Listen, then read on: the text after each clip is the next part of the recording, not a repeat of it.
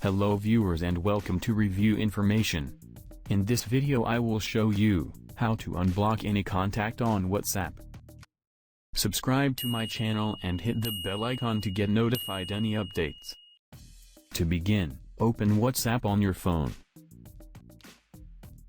Then tap on the three dots from the top right corner of your screen. From the drop-down menu, select Settings. Then go to Account. Now select Privacy.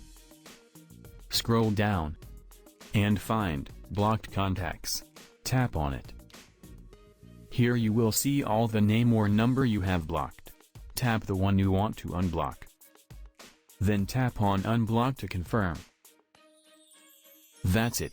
The person has been unblocked. So in this way, you can unblock any contact on WhatsApp. Thank you for watching. Hope you guys enjoyed my video. Please subscribe my channel for more videos. Goodbye.